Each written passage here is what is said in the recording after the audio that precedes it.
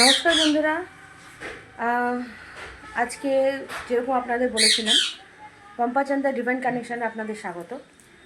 তাহলে আজকে আমি একটা জেনারেল কালেকটিভ রিডিং দেব, যেখানে কি আপনাদের আগামী 7 দিন কেমন যেতে চলেছে, বছরের শেষ মান্থ, আর আগামী 7 দিন আপনাদের কীরকম যেতে চলেছে সেটা সম্পর্কে আমি জানাবো।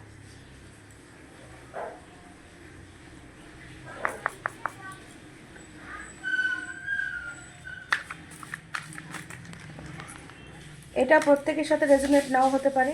যাদের যাদের সাথে রেজোনেট হবে তারা নেবেন, আর যাদের সাথে রেজোনেট হবে না তারা কানেকশানটাকে আউট করে দেবেন।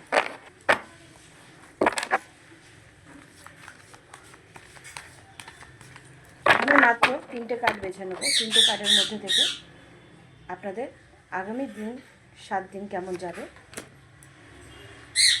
সেটা ডিভাইন আমাদের জানিয়ে দেবেন। 3টে কার্ড আমরা বেছে নিলাম। Bottom of the deck, very good. Bottom of the deck. তো বন্ধুরা, 2025 সেহেতু বছরের শেষের মান্থটা বিশেষ সকলের জন্য খুব একটা ভালো যাবে না, আবার খুব একটা ভালোও যাবে, কীরকম মিলেঝুলি।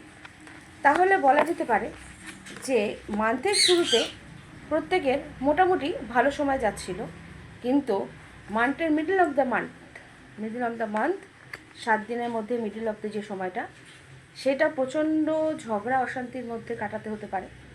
এবং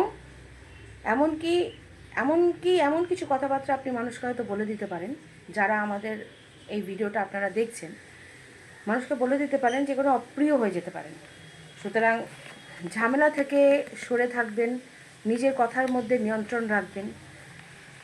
সপ্তাহের এন্ডিংয়ে শনি রবিবার আপনাদের মোটামুটি ভালো যেতে চলেছে। কোনো ব্যবসায়ী সম্পর্ক হলে পরে সেটা সত্যিই খুব ভালো হবে, কিন্তু ডিসিশনটা খুবই বুদ্ধিমত্তার সাথে তাড়াহুড়ি না করে নেওয়ার চেষ্টা করবেন। আর সপ্তাহের মিডিলে আপনার মানসিক পরিস্থিতিটা খুব একটা ভালো থাকবে না। আমার বাংলা খুবই সুন্দর, যাই হোক, তাও চেষ্টা করছি। হিন্দি রিডিংয়ে এতটা হয়তো সমস্যা হবে না, তবে সপ্তাহের মিডিলে আপনাদের সমস্যাটা বাড়তে পারে। সুতরাং নিজের ওপর নিজের নিয়ন্ত্রণটা রাখবেন। আর প্রথম সপ্তাহের শুরুতে তো আমি ফার্স্টে বলেইছিলাম যে আপনাদের খুবই ভালো যাবে।